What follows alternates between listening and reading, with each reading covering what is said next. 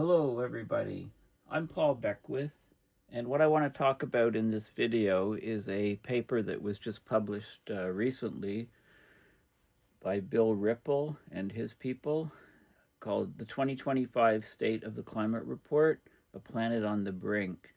So they've been coming out with these reports for about 5 years, and they usually come out just before the COP climate conference.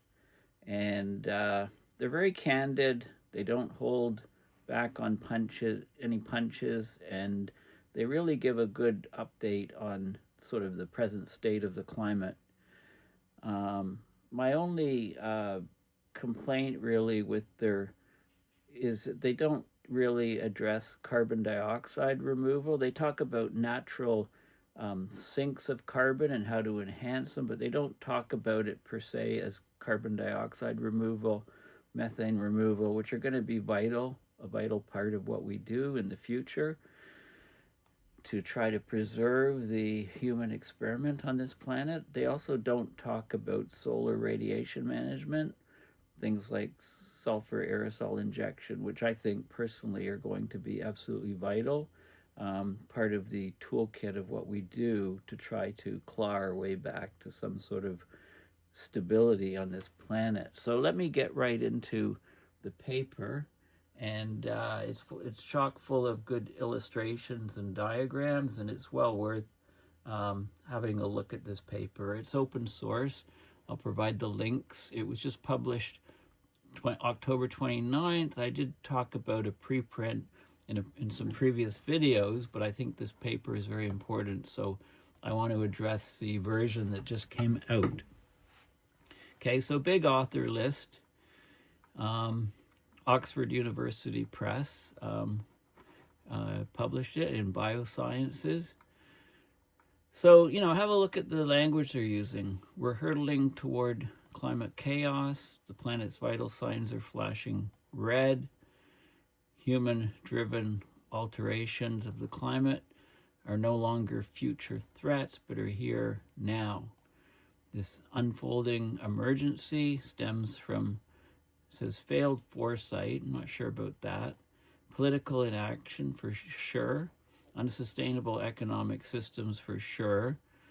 Misinformation for sure, especially led by fossil fuel lobbyists and companies. Almost every corner of the biosphere is reeling from intensifying heat, storms, floods, droughts, or fires.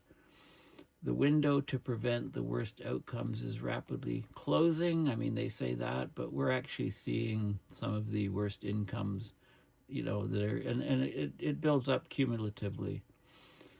In early 2025, the WMO, the World Meteorological Organization, reported that 2024 was the hottest year on record, likely hotter than the peak of the last interglacial. So that was about 125,000 years ago, the previous interglacial warm period. And we're hotter than that. If you go back and look at the paleo records and compare temperatures today, we have all kinds of paleo records from ice core data, from ocean sediments, depends on the scale as to how far we go back and the resolution and so on.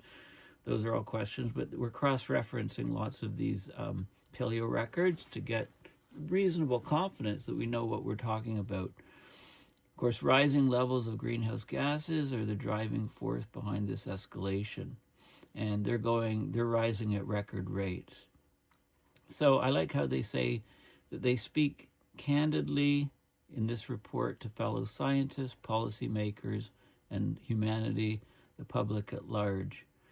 They say that because of the authors say that because of their role in research and higher education, they share an ethical responsibility to sound the alarm about the escalating global risks and to take collective action in confronting them. So they talk about, this is an evidence-based paper. They show evidence of accelerated warming and document changes in the Earth's vital signs. So basically, more and more scientists are signing on to this declaration of a climate emergency.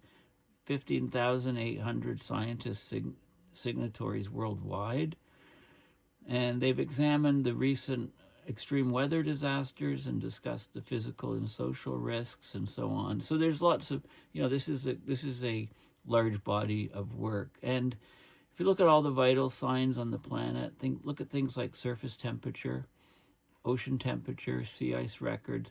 They're all being crushed. These records are being not just broken by small amounts, but they're being actually crushed by extraordinary margins. We've got warming acceleration because of a large cloud feedback. We're getting fewer low-level clouds, so more sunlight's hitting the Earth. And then also the albedo or reflectance of the Earth is greatly decreasing. We've decreased emissions of aerosols, and those aerosols have masked warming in the past. So with fewer aerosols in the air now, that warming is all coming to the fore. Hansen's done a lot of groundbreaking work in that area. Also, the land carbon sink is weakening. So in 2023, the land uptake of carbon dioxide dropped sharply from historical averages. It's being driven largely by El Nino and intense forest fires. So because the land sink has been reducing, the level of CO2 in the atmosphere rose unusually quickly despite modest increases in fossil fuel emissions. So they track 34 planetary vital signs, 22 are at record levels. There's many alarming trends. Many other ones are going to record levels as well. So, I call it the human experiment. They talk about the human enterprise here. So global human population size is at a record high in 2025. And I talked about a paper recently that looked at flooded regions near dams and found that rural populations were much higher than we thought. So we think we can count global human population, but there may be large error bars like 10, 20%, 15, 20% on those numbers, maybe undercounting. Ruminant livestock and per capita meat consumption are at record highs. They're like human population size is increasing about 1.3 million per week. Animals, ruminant population, 0.5 million individuals per week. GDP reached an all-time high, but the GDP is deeply flawed because, when a tornado takes out a town, all that rebuilding goes into increasing GDP. The loss of all that stuff doesn't count in GDP. Okay, it's just the rebuilding. So this is a good summary of all these key highlights. New global surface temperature records, 2024. It just blew past previous records. I'm not going to read through all of these things. Let's have a look at the results, the data, the curves. But one key thing in here is the AMOC is weakening, and that threatens major climate disruption because so many other things are tied into it. We're in danger of going into a dangerous hothouse Earth trajectory, and there's all kinds of tipping points. And they talk about, mitigation, what we can do to mitigate.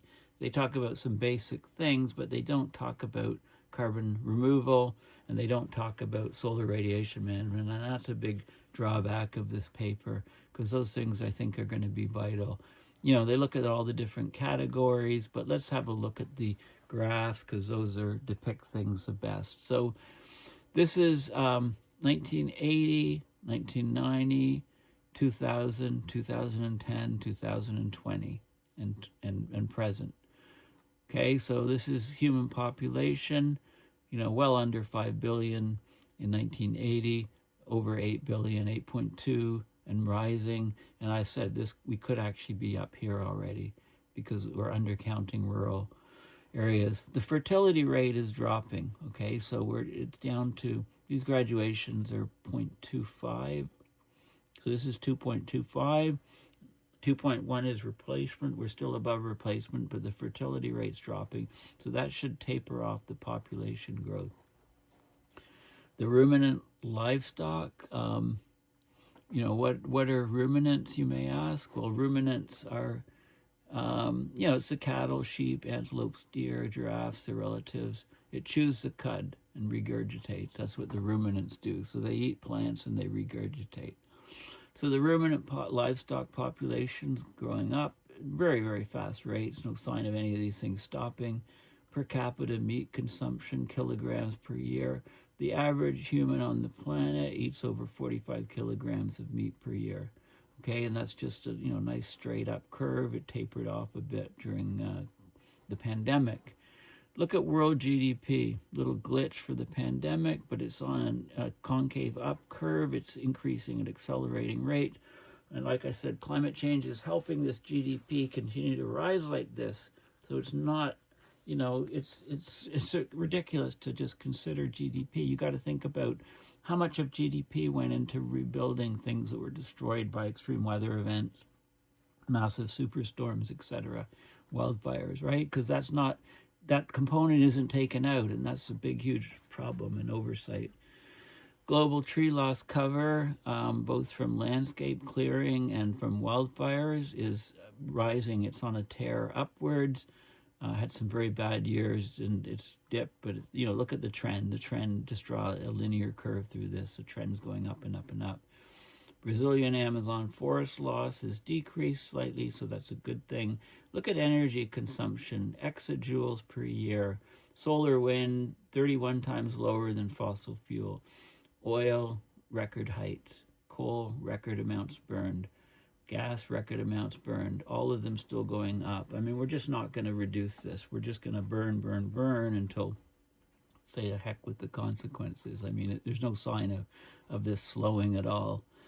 These are fossil fuel subsidies over time, but that's only not a lot of greenhouse gas emissions are covered by carbon pricing. Oh, that's fossil fuel subsidies. Spiking rather. Looking at the carbon price is about $20 a ton, but only about less than a third of fossil fuel emissions, greenhouse gas emissions, are covered by the carbon pricing. This is CO2 equivalent emissions. That includes methane, nitrous oxide, factored with the global warming potential, and we're over 40 gigatons of CO2 equivalent, 40.6 or 40.8 or something. Per capita emissions, about 5 or so. It's been, some fluctuation, but it's been there for quite a while. The total assets committed to fossil fuel divestment, more and more going into clean energy and renewables, but, that's tapered off a bit. But at what, it's not replacing fossil fuels, it's in addition, it's covering the additional demand. Look at this, governments that have declared a climate emergency. Nothing here in about 2015, and then, they're talking, now the numbers here are like 2,300, 2,400 governments. Well, there's 193 countries in the world, so they're talking about regional and local and maybe city governments that are declaring climate emergencies in these numbers. And let's go to some more of the numbers here. This is CO2 levels, still concave up, still increasing. CO2 levels, past 425 parts per million in the atmosphere. Methane had a slowdown here, but it's hitting record high rates. Again, very high greenhouse gas potential for methane. So, why on earth they don't talk about methane removal from the atmosphere is one of the mitigating factors. I don't know. Nitrous oxide concave up as well. And of course, surface temperatures going haywire. This is the 1.5 level. We've been well above that in the last few years. This is 0.25 scale. 1.75 and higher. Spikes up, but it's just, it's just horrible. Ocean heat content. Look at that, straight up. No sign of slowing. Ocean acidity, the pH, as CO2 is absorbed in the water, it forms carbonic acid. That's got a low pH, causes the ocean acidification effect. So you can see here the oceans become 30% more acidic over the last 4 or 5 decades. This is about just prior to 1990 when this data is, right? This data point. Sea level change, rising and rising even faster. Extremely hot days relative to climatology from 1961 to 1990. the percentage of days per year that are extremely hot is rising. It was about 11%. It's almost doubled since 1980, and the curve is sloping upwards. The minimum Arctic sea ice dropped very quickly, kind of has stabilized a bit, but it's starting. This is the minimum sea ice extent. We haven't gone down to that 1 million square kilometer blue ocean event. It could happen in Antarctica first. They don't show Antarctic sea ice in these plots, and they should add it for sure, because we're likely to have a blue ocean event in Antarctica rather, before we have one in the Arctic, from what it looks like. Greenland ice mass, just huge drop. Antarctic ice mass, they show huge drop. Glaciers, this is on-land glaciers, excluding Greenland and Antarctica, and it's accelerating downwards. I talked about that in a recent video. The Earth energy imbalance, EEI, watts per square meter. Look at that. It was about 0.4, 0.5 since 2000. It's gone from about 0.4, call it 0.5 to be generous, and it's going up to 1.5. It's almost tripled in the last number of years. Hansen is attributing that to reduction of aerosols and also definitely a reduction of low-level cloud cover. So instead of the clouds being there reflecting sunlight, the sunlight's coming in and causing tremendous heating. The global average albedo, this is really key stuff. So you can see we measured at about 2000, and so this is the albedo is the fraction of light that is reflected. So from the top of the atmosphere, sunlight coming in, how much is absorbed, how much is reflected. Well, the amount, the albedo is the amount reflected, and this is 0.1 increment, so 29.3% was reflected, in 2000, and 25 years later, we're down to 28.7%. So this is a drop of, what did I say, 0.3 and 0.7. So, it's 0.6, which is a huge drop. The Earth is getting literally darker, absorbing more energy, heating up at much higher rates. This is the area burned in the U.S., millions of hectares per year, a lot of fluctuation, and global tree cover loss due to fires is spiking way up. It's been very bad in Canada for a few years. So there's a lot of this stuff, this is a huge problem. We're getting more and more extreme weather events, and there's huge risks to biodiversity they look at specifically. They give a table here of recent climate-related disasters since September of 2024, when the last report was done. Like I said, this has become an annual affair for the last 5 years. So wildfires in California, Japan, Canada, and they talk about the specific incidents. Heavy precipitation, flooding, and storms, and so on. Lots of cyclones, and so on. Texas floods, right? So it's a chronological list. High temperatures over 49 Celsius, India and Pakistan, and European heat waves, Eastern U.S. heat waves. So they talk about all these things. They talked about the risk to biodiversity, specific risks, talk about the risk of to the AMOC. And this is a crucial one, because the AMOC is the mother of all tipping points, right? It's if it goes, then the whole planet climate changes essentially, because many things are tied to the AMOC. If the AMOC, meridional overturning circulation, the AMOC, collapses, it could trigger abrupt and irreversible climate disruptions, drastic shifts in weather patterns, intensified droughts and floods, reduced agricultural productivity in key food-growing regions around the world. Right? For example, AMOC circulation collapse, we get intense cold extremes in northern Europe, and it's deeply connected to the ice sheets on Greenland and West Antarctic, the Amazon rainforest, the subpolar gyre, right? Extreme weather events, global circulation, the way heat is transferred in the atmosphere and oceans, all this stuff the AMOC is a huge deal. Risk to fresh water, right? Water going to places where in excess amounts, causing flooding, and in some regions, no water at all, no rainfall.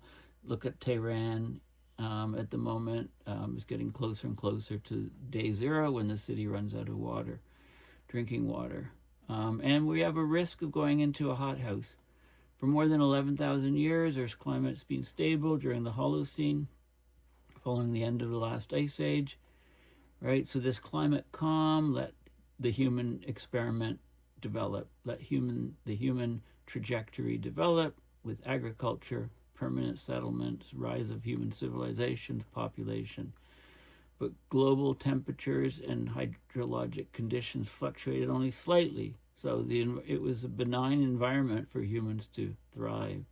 But since the Industrial Revolution, we've thrown it off kilter, we've kicked it in the teeth, the burning of the fossil fuels, land use changes, greenhouse gases, warming rates faster than any time in thousands of years, and we're on track to hitting 3.1 above pre-industrial. I think we're going to go even further, and it'll be sooner than 2100. So we'll cross these tipping points, self-reinforcing feedback loops, and these things can set off a cascade of other tipping points and go to a much, much warmer world. So here's where we are. This was the end of the last glacial period, intensive agriculture beginning just over 5,000 years ago, and then boom, current temperature here, and we're heading up to over 3 degrees, probably by 2070, not 2100. Okay, so we're risking going up to this hothouse, planet where it's very, very uncomfortable for people. Now, they talk about climate change mitigation strategies. I highly recommend you have a look at those sections. But they talk about sort of nature-based approaches, how to get more carbon sinks from plants and ecosystems and so on, how to protect them. They talk about, these are the different methods that they talk about.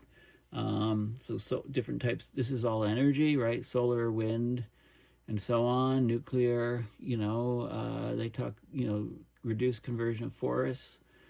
So nature-based, plant-based ecosystems, agriculture, sequestration, fuel switching, biofuels, new buildings, right? Energy efficient things, and so on. They talk about those, but of course, as long as fossil fuel growth still continues to set new records and levels, this stuff will not stop the warming that's going on. Wasted of 30% of foods lost or wasted globally. So they talk about all the details, and there is a detailed supplementary section associated with this paper where there's a couple PDFs you can download to look at how they get all the numbers for the graphs. They talk about social tipping points, and then they summarize that we're going to a really bad place to ensure, right? We can't ignore this. We need transformative change and so on, tipping points in human behavior and so on. But they, like I say again, it's a great paper talking about all the risks, but the mitigation section, I'd say, is extremely weak because they don't talk about carbon removal. They don't talk about, including CO2, methane, nitrous oxide removal. They don't talk about solar radiation management at all, which because they don't agree on what they want to do. There's a lot of opposition to it. I know for sure some of these authors are completely against solar radiation management, stratospheric aerosol injection, anything at all like that. And those things are actually vital. So that's my biggest criticism and complaint, but I would highly recommend you look at it. Like I say, they don't hold back on the language about the crisis that we're in, the emergency that we're in. So thanks for listening. Please go to my website, paulbeckwith.net, and donate to PayPal to support my research and videos. And, search for me far and wide on your favorite social media platforms, because I'm there, I'm posting, maybe not enough. I'm sort of working my way through lots that I'm not that familiar with. So thanks for listening, and bye for now.